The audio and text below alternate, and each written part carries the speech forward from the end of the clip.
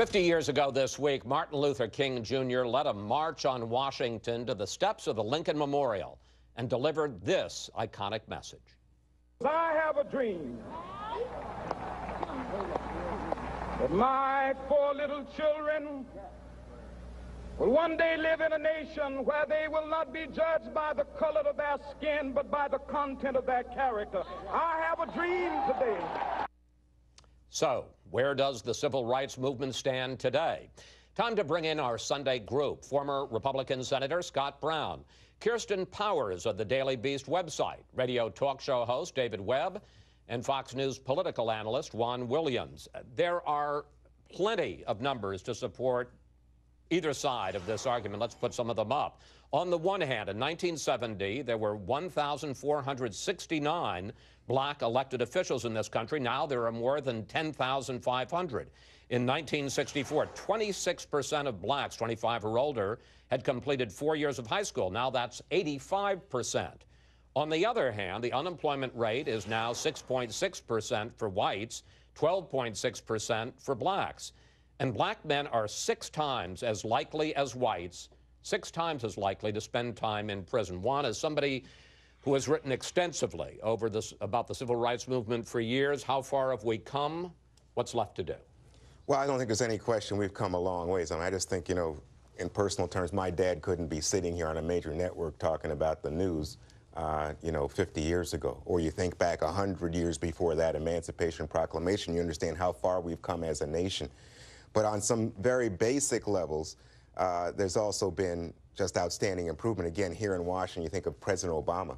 50 years ago, that was beyond, nobody would have said, oh yeah, the president could be a black man. Not possible. You think of Secretary Condoleezza Rice as the face of America to the world. Colin Powell. You think of Senator Scott, from South Carolina, a black senator. Or you think of, goodness gracious, Thurgood Marshall on the court, Clarence Thomas, that we have someone on the Supreme Court. Again, tremendous change. But I think that if you look at the realities of today, you've got to talk about things like family breakdown. You've got to talk about the fact that 70% of black children today are born out of wedlock. I think Dr. King would cry. You've got to talk about the fact that this is a horrific dropout rate in the country, failure of urban schools, Chris. I think that's the civil rights challenge of this generation. And the culture, I was just listening to your interview with Governor Fallon. You think about the culture for a second. You think about people, Jay-Z in his latest album, hit album, he's using the N-word repeatedly. You think, what is going on here? Snoop Dogg, it's pornographic. And it invites people to think authentic blackness is you got to be hip-hop, you got to be hard, education not valued. To me, this is the tragedy of our day. David, your take. Where are we 50 years after I Have a Dream? Not only 50 years after I Have a Dream, Chris, but where we are is 237 years after the founding of this country. We reversed course on what was a worldwide tragedy. Racism exists. We can't pretend it exists, or we can't pretend it doesn't exist, but we can't pretend it exists everywhere. So all the things Juan talks about are true. We've advanced to 2013. What we haven't done is left some of the old arguments aside. We need to tackle the new challenges, and it's moral decay in this country, because when it happens in the black community, it's not just in the black community, it's the American community. And what we see happening, whether it's in any city, frankly, in America, we see a epidemic. This, when you talk about the facts and the numbers, the single-parent birth rate, the unemployment, the failure to graduate, functional illiteracy in Detroit, this is a major urban environment, a major failure.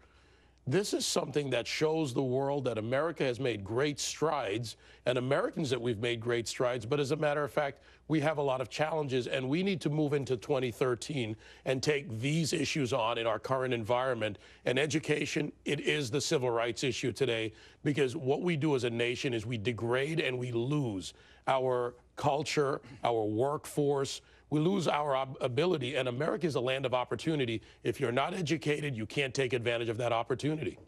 50 years after the March on Washington, one of the questions is how much longer the government should give special treatment to minorities. Back in 2003, then Justice Sandra Day O'Connor was the swing vote in upholding racial preferences, continued racial preferences in college admissions, but she said that should end, she said back then, within 25 years. Kirsten, Justice O'Connor has now backed off that 25-year deadline. But at some point, does affirmative action, does special treatment need to end?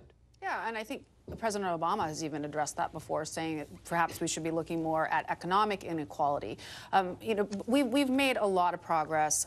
Obviously, we have an African-American president. We have a lot of people in high positions. But Pew asked Americans how much progress they thought we've made, and only 45% really thought that we had made real progress towards racial equality.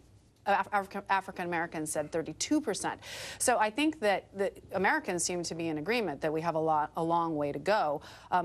The March on Washington was also about jobs. It was a march for jobs and freedom. And Pew also found for the past six decades, African American unemployment has been double that of white people. So it's not something that's just happening in this economy. This is something that's been going on really since the beginning of time. But I guess the question I'm trying to get at, Senator Brown, is at what point have we gone as far as the country, as the government needs to go in putting a thumb on the scale, if you will? You know, it is 50 years after Martin Luther King's speech.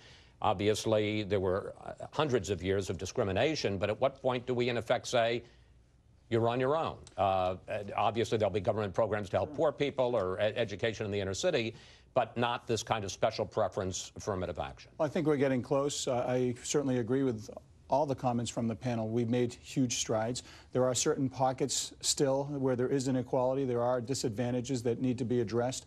But do we do that through government intervention, or do we do it by job creation, educating our kids, our youth, getting a culture of family? The black-on-black violence, 90+%. We have to step back from glorifying a movement, the hip-hop movement and other types of movements that glorify violence.